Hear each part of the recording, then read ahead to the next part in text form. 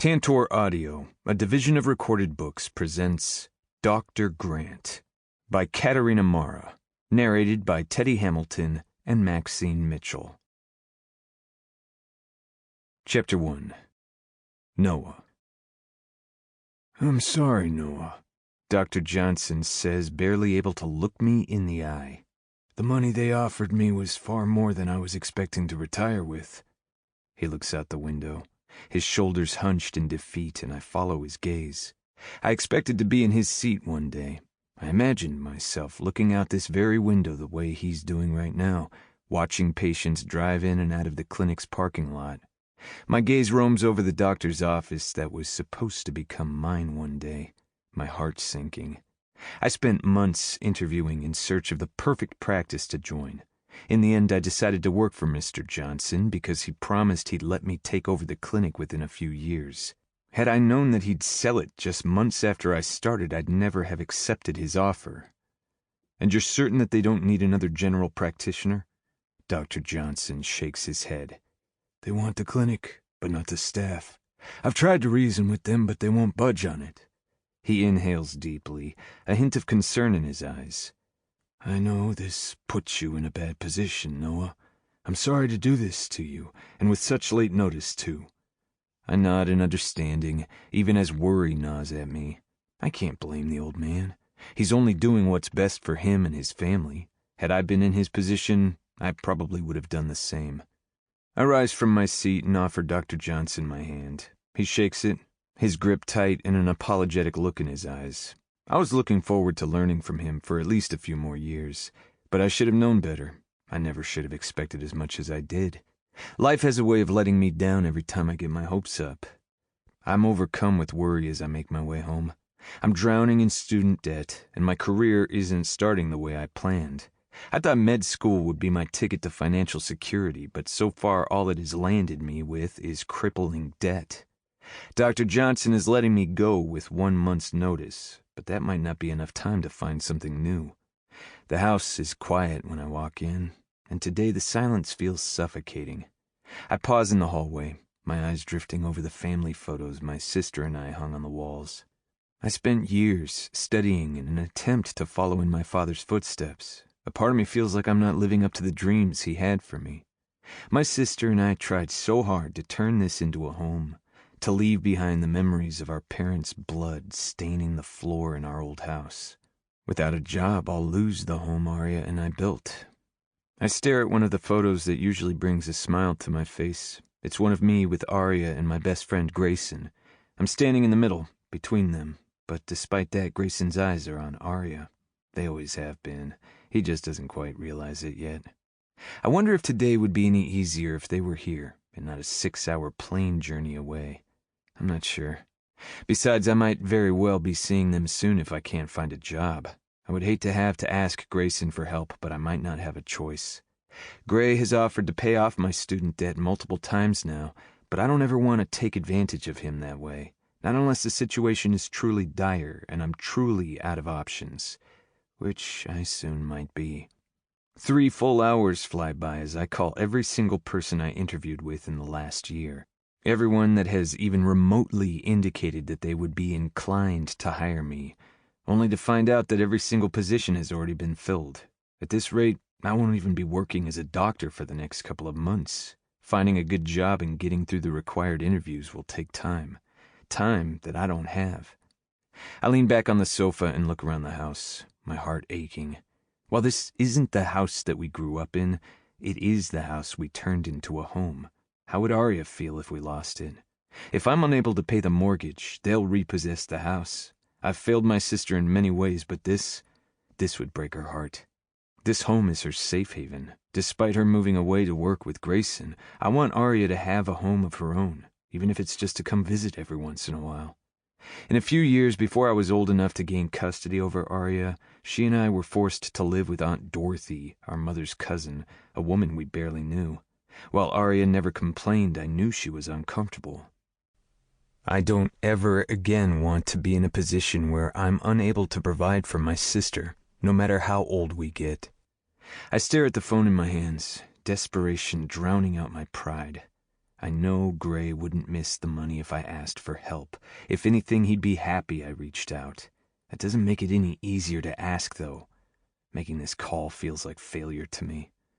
Just as I've convinced myself to push aside my pride and do what I must, my phone rings. I frown at the unfamiliar number and pick up hesitantly. "Hi, is this Dr. Grant?"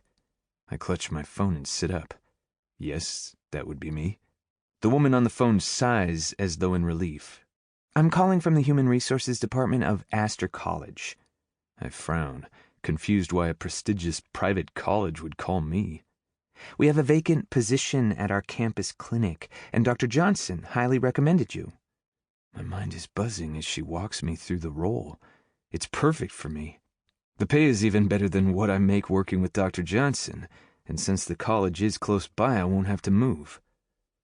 "Would this be something you're interested in?" I smile to myself, only barely able to keep from laughing out loud. Would I be interested? "Yes, that sounds great," I say, forcing myself to stay calm. "Perfect," she says, going straight into scheduling an interview. I sit back in disbelief as she ends the call and stare at my phone. I scroll through my contacts yet again, but this time I'm smiling as I pause on Grayson's name. Chapter 2. Amara. My heart is racing as I study my latest invention. It took me weeks to build this little device, and if it does what I'm hoping it will, I'll be able to secure funding for my company. All that's left to do now is test it. If I fabricated it without any design flaws, then this little toy will make me orgasm harder than I ever have before, without making a sound. I have sky-high expectations for a toy this small. To me, it's far more than a sex toy. It's a ticket to the fulfillment of my every hope and dream. It's my road to independence. My hands are trembling as I put it down and reach for the stupidly big bottle of lube I bought. A nervous giggle escapes my lips, the sound breaking the silence in my bedroom. Thank God for online shopping. I'm able to design and create sex toys without an ounce of shame, but the idea of buying lube has my cheeks heating in embarrassment. I suppose that's part of the reason I decided to create products like these, though. I wanted something obscure yet powerful, something you could use privately without worrying about the sound it might make. My heart is pounding in my chest as I grab my little invention, totally unoriginally named Secret O. Yeah, I may need to rethink that. I smile to myself as I carry the ridiculously large bottle of lube to my bed. I didn't think the largest size they had would be this huge. It looks like it's a family-sized bottle of water. It's weird, and it just increases my nerves. Will I even be able to come when I'm this nervous? I'm not sure, but I'll have to try. I've been putting the testing phase off, and the longer I wait, the longer I deny myself funding. I inhale deeply as I open the bottle of lube. I can't put too much on because my toy relies on suction to stay in. When I created it, I wanted to make something you can walk around with without worrying that it might slip out. Obscurity is what I'm going for with this one. I'm trembling as I lie back and fiddle with the lube, taking my time and delaying the inevitable. I'm scared my toy won't do what I expect it to do. I'm scared my hopes will all come crashing down on me. I inhale shakily as I turn it on and push it in, taking note of the ease it slips in with. My eyes fall closed as my lips tip up into a smile. It feels good. Thank God. I can't help but giggle, relief rushing through me. It feels really good. There's a small part on the edges that stimulates my G-spot, and it feels better than the touch of most men I've been with. It's working perfectly, and I can't hear a thing. No sound, no hint of the electronic device inside me. I swallow hard as my thoughts fade away and desire overcomes me. This toy is good. The way it feels, There's nothing like it. A soft moan escapes my lips, and I bite down on my lip. Yeah, I can't resist that feeling for too long. I already want to come. My muscles contract involuntarily, an orgasm catching me by surprise. I was not ready for that, and it didn't feel as good as expected.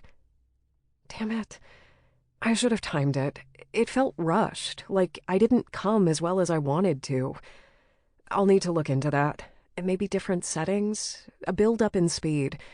I'll have to try a couple of options and see how they affect my experience before we move into further testing. I throw my arm over my face and sigh happily. This is good. I didn't expect it to be perfect, but it's already far better than I thought it'd be. Now for the real test, though. What will it feel like when I walk around with it? I'm nervous as I sit up in bed, moving carefully. This entire product's appeal is in its obscurity and its staying power. If it slips out when I walk around, it'll be a failure, no matter how good it feels. It won't have a unique selling point other competitors haven't already perfected. My feet hit the floor, and I'm nervous all over again. Okay, so far so good.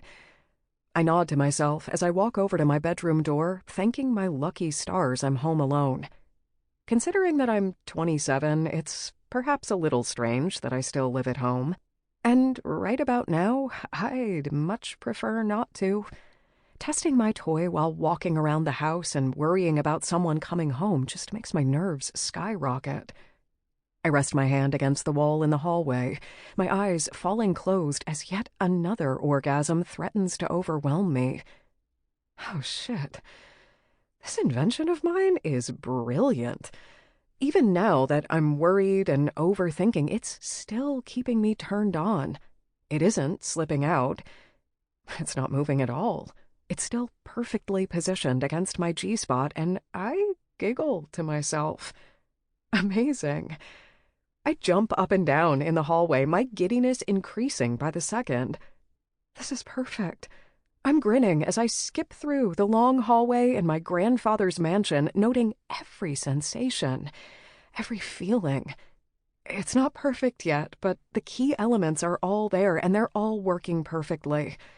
I walk back to my room in a daze, turned on, proud and relieved, all at the same time. It makes for some powerful emotions, and my relaxedness almost brings me close to another orgasm. This time, I smile and let my eyes fall closed as it washes over me. It's stronger this time, and the way my muscles clench around the toy only increases my pleasure. It's almost painful, in the very best way, but I'm not sure how much more of this I can take. I walk over to my bed and lie back, reaching for my toy.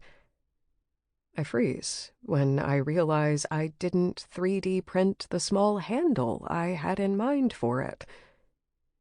Fuck. I swallow down my panic as I try to get it out, hurting myself with my nails and only managing to push it in further. This is a prototype. I can't be too rough with it because if I break this, I'll be back at zero. I won't have enough time to build a new one in time for my investor meeting. I tug at it, trying to grasp the edges, and failing.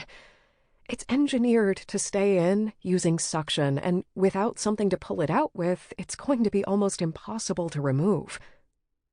What do I do? My cheeks heat at the mere thought of having to ask for help. Who do I ask? My mom? She already isn't happy with the way I'm choosing to put my engineering degree to use, and she keeps reminding me not to use the university's facilities for my own research purposes.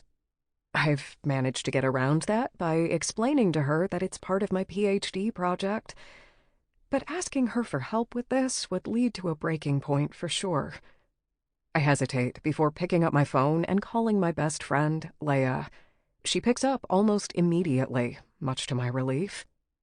"Hey, babe," she says, her voice as cheery as ever. The background noise tells me she's outside, so with a bit of luck, she can come over. "Leia, I need help." Leia and I met at the start of our PhD program 4 years ago. And in that time, we've been through enough craziness together for her not to bat an eye at my current predicament. What happened? I groan and pull a hand through my hair. I tested the toy.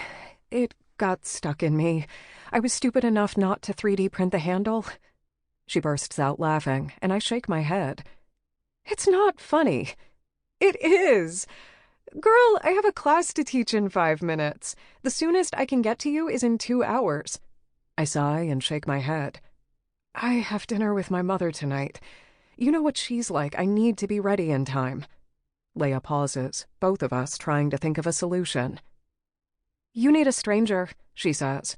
Someone that'll just forget about this. Better yet, if they can't speak at all, a lawyer? I think of the ancient Astor family lawyer and burst out laughing despite the fear that claws at me. I can just imagine the look on his wrinkly face, and I'm tempted to call him just to find out how scandalized he'd be. My smile melts away when I realize exactly what I need. I need a doctor. Doctor-patient confidentiality and all that shit. I can't go to our family doctor, though. I don't trust him. The college clinic, Leia says. That's your best bet, and it's close by. I nod, gathering my courage. Okay. Yes, okay. Leia giggles, and I roll my eyes. At least one of us thinks this is funny. Good luck, babe. I can't wait to hear how that goes. Luck. Yeah, I'll be needing a ton of that if I'm going to see this through. Chapter 3. Noah. This will be your office, Maddie tells me. She's a nurse at the Astor Clinic, and she's taken it upon herself to show me around, practically shooing away the lady from Human Resources. I follow her in and can't help but smile. It's a fully equipped office, but it's far more luxurious than I had at Dr. Johnson's clinic. There's even a fully leather patient checkup bed. It's insane. Taking this job is the best decision I ever could have made. The college is only a 20-minute drive from home.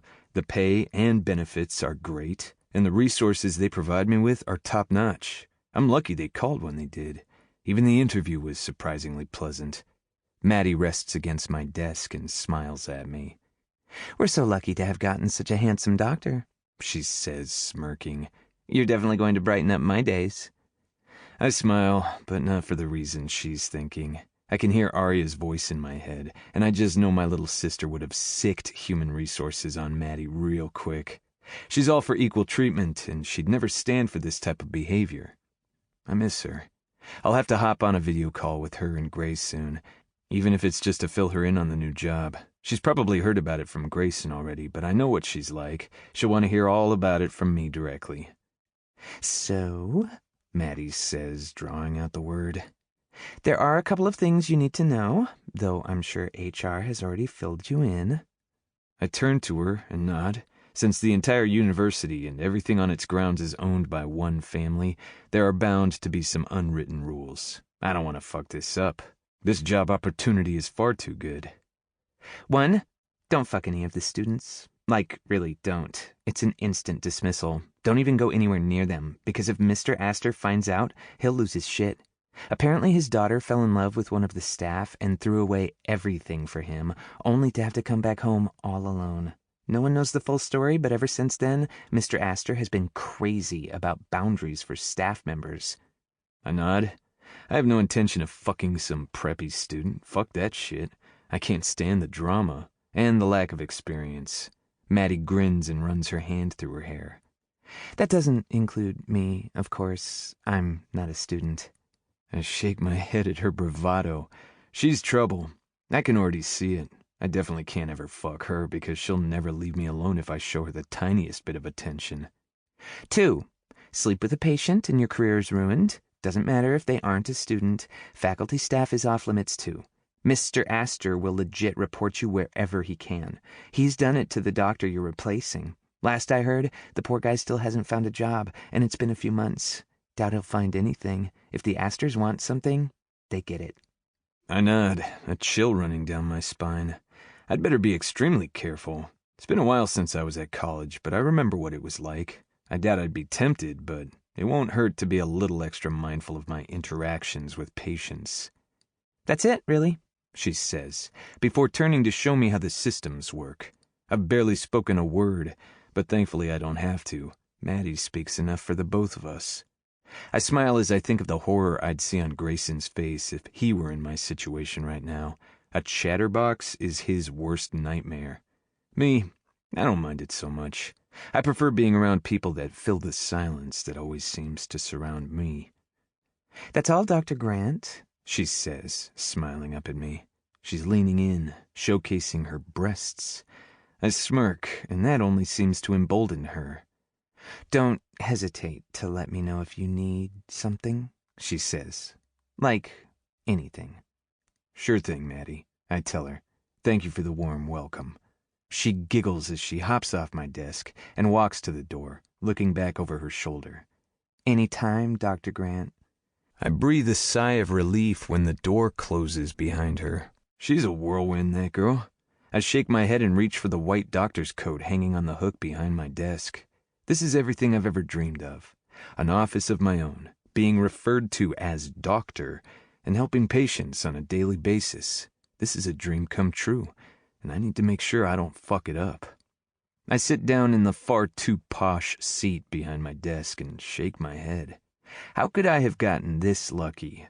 I smile bittersweetly as I reach for my bag and take out 2 photos, one of my parents and one of just Arya and me. I place both photo frames on my desk, already feeling much more at home in this office. Would Mom and Dad be proud of me today? I'd like to think they would be. Neither Arya nor I are very religious. We stopped believing the day our parents were brutally taken from us. Yet, somehow, I still want to believe they're watching over us. I'm startled out of my thoughts when my desk phone's loudspeaker crackles, the receptionist's voice resounding through the room.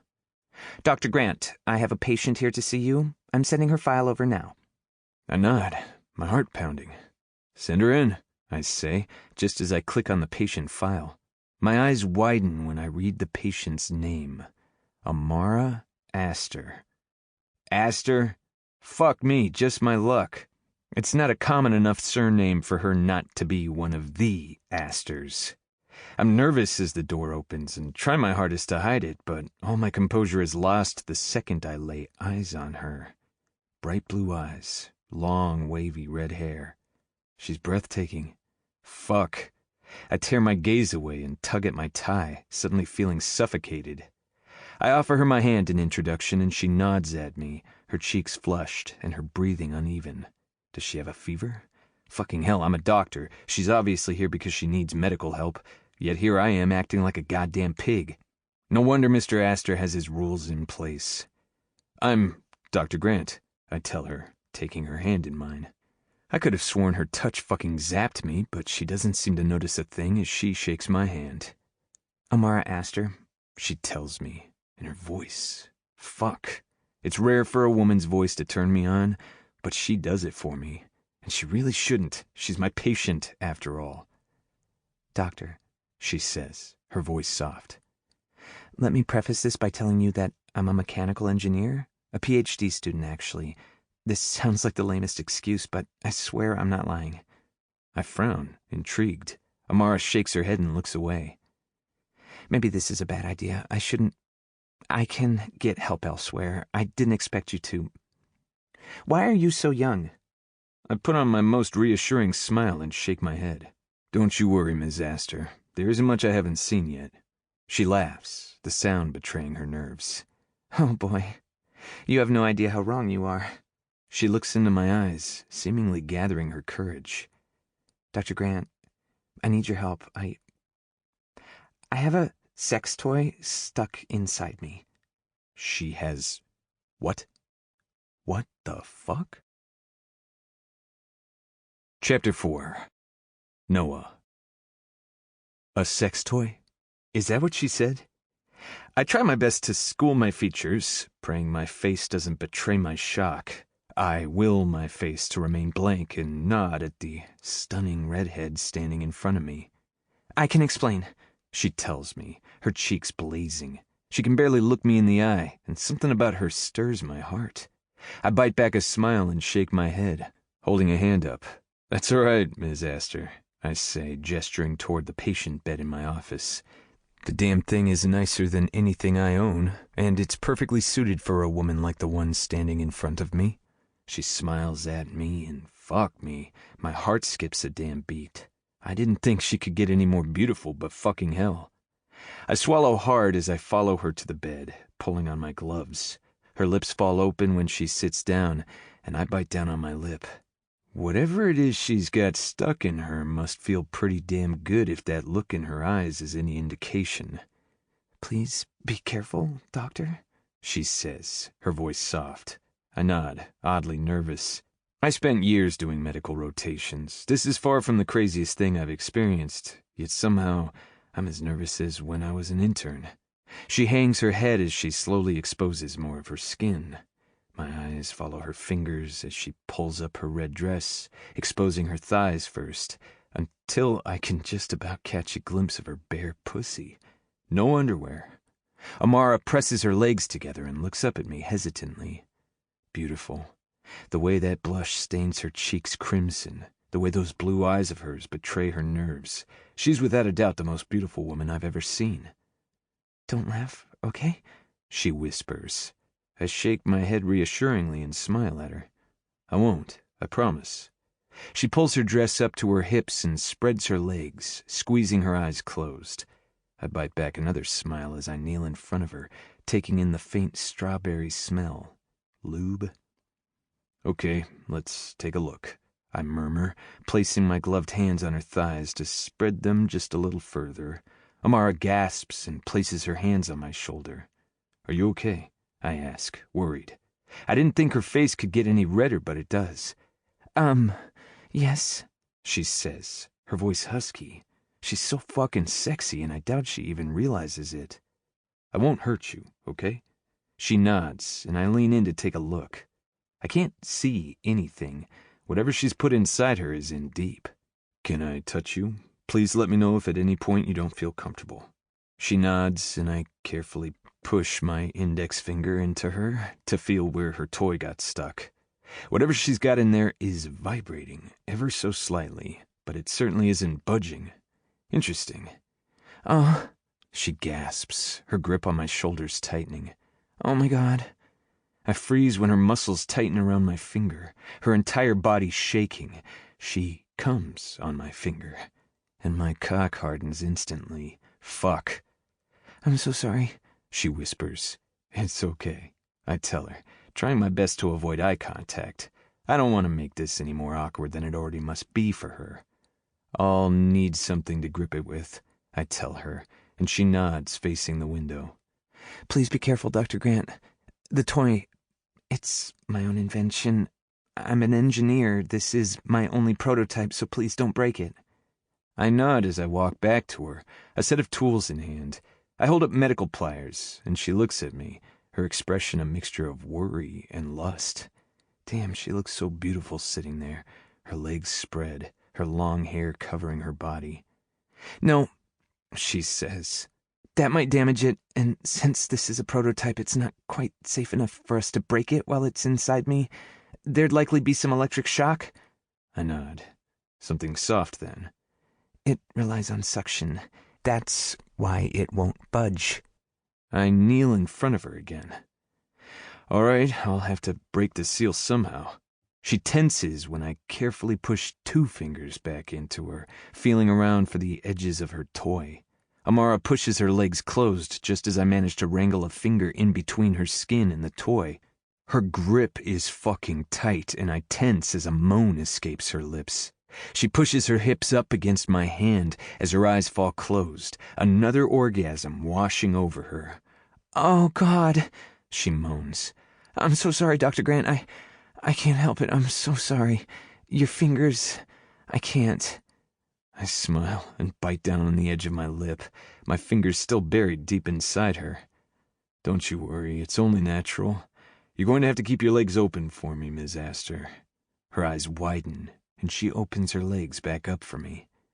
"Call me Amara," she whispers, looking away. "I came on your hand twice. It's strange hearing you call me by my mother's name." Amara, I whisper, and her pussy spasms again. Fucking hell, she's sensitive, and my filthy mind can't... Sample complete. Ready to continue?